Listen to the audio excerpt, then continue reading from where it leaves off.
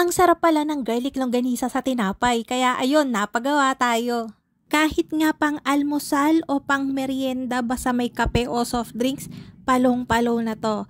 Pwede mo rin to magawa kaya huwag na nating patagalin yan at simulan na natin.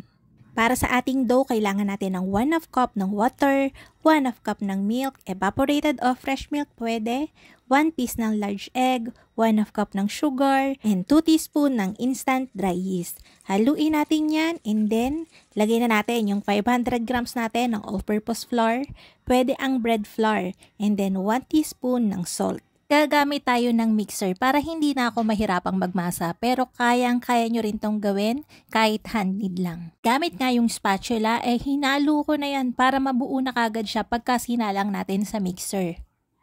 Imimix ko lang to ng nasa 4 to 6 na settings hanggang sa mabuo siya and maging makinis ng kaunti.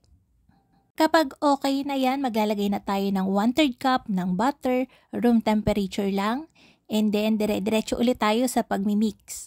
Para mas mapabilis, ma-absorb ng dough yung ating butter, pwede kayo mag-dust ng kaunting flour para hindi na lang siya dulas ng dulas. May mga panahon na napakatagal i-mix yung dough. Hindi ko alam kung anong factor nakaka-apekto doon kahit mapa-hand knead o kaya sa mixer. Kapag ka nararamdaman nyo na ganun yung dough nyo na matagal siyang maging makinis, ang gawin nyo lang, i-rest nyo yung dough nyo, itigil nyo yung mixer o i-rest nyo pag nag-hand knead kayo na mga nasa 15 to 20 minutes para lang ma-form na ng kusa yung gluten and hindi na kayo masyadong mahirapang mag-knead o kaya mag-mixer. Pangit din kasi na sobrang manginginit yung dough natin kakamasa sa hand knead o kaya sa mixer. So, i-rest nyo lang, magiging okay yan. Once na nakita nyo na makinis na yung dough, pabayaan yung mag-mix yung dough hanggang sa kuminis. Huwag nyong titigilan kapag nakikita nyo magaspang pa dahil hindi magiging maganda yung breads nyo. I-rest ko lang to ng covered for 30 minutes and then ipo-portion na natin. Medyo malalaki yung size na gagawin natin, so pinortion ko to ng merong 60 to 65 grams each. Makakagawa to ng nasa 16 to 17 pieces. After nating maputol yan, ibibilog ko yan ng mahigpit. Tapos i-cover ulit natin ng plastic or kaya tela ng nasa 30 minutes ulit. Yung ginamit nating dough dito ay yung ating sweet type dough recipe. Pero kung gusto nyo nung medyo mura-mura o less cost, ay di pwede nyong gamitin dito yung regular dough recipe natin. After 30 minutes, imomolde na natin to. Ipa-flatten lang natin yan and magpipinch tayo dun sa mga sides. Ang tawag sa ganitong pag-momolde ay yung boat design. Muntang naman ako. Basta boat, para kasi siyang bangka. Maganda to kasi nakaka-hold siya ng kahit mga mataas na filling. Pwede nyo lagyan to ng itlog or kahit anong gusto nyong filling. Naglagay ako dyan ng flour para lang mabilis natin siya ma-flatten.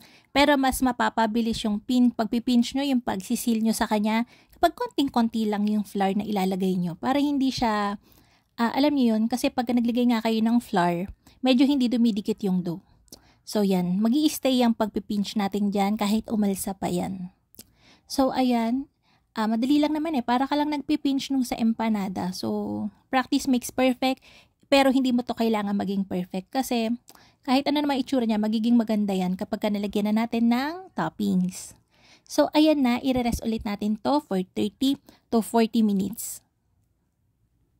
After 40 minutes nga, umalsa na yan ng bahagya, tapos lalagyan na natin yan ng egg wash. Binating itlog lang naman to. Gabi nga ay inuna ko nang i-upload yung recipe natin ng spice mayonnaise. Ito na yun. Bagay kasi yung pagka-garlicky nito tsaka yung mga spices natin para dun sa longganisa na toppings natin. So, gawin nyo rin. Pero kung ayaw nyo naman, edi mag-plain mayo na lang kayo.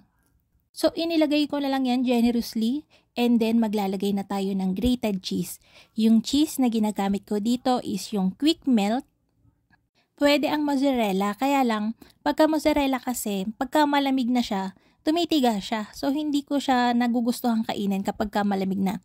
Quick melt is okay lang, malambot pa din kahit medyo malamig na yung breads natin. Mga nasa 250 grams to 300 grams ng quick melt cheese yung magagamit natin dito. Ito na nga yung ating garlic longganisa. Perfect talaga to, promise. Ang sarap talaga niya dito sa tinapay natin. Ini-slice ko na nga lang yan ng mga ganyan.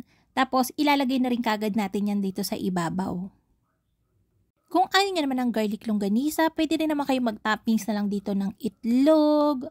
Yung hilaw ha, dito nyo nababaakin sa loob ha. O kaya gumawa kayo ng mga beef patties, tapos i-crumble nyo na lang din dyan. Bibake na natin to sa preheated oven na may 180 degrees Celsius for 15 to 18 minutes. Ay kabango nitong i-bake, talaga naninimo yung garlic. After baking, ay kakaskasan ko pa yan ng kaunti lang naman na keso para lang mas maging mukha siyang masarap tingnan. Ang nakakatuwa dito, moist yung loob nito. Talagang saucy siya, hindi siya dry kainin. Kaya nagustuhan ko din talaga. Hindi nyo na siya kailangan ipasok ulit sa oven kahit kinaskasan nyo yan ng quick melt ulit. Matutunaw na dahil dun sa init ng bagong bake nating breads, yung quick melt natin. Kaya mas magmumukha siyang juicy. So ayan ang lambot ng breads natin and ang sarap. Mainit. So, ayun na nga mga kalutong tinapay. Sana'y nagustuhan niyo yung ating video for today. Magkita-kita tayong muli.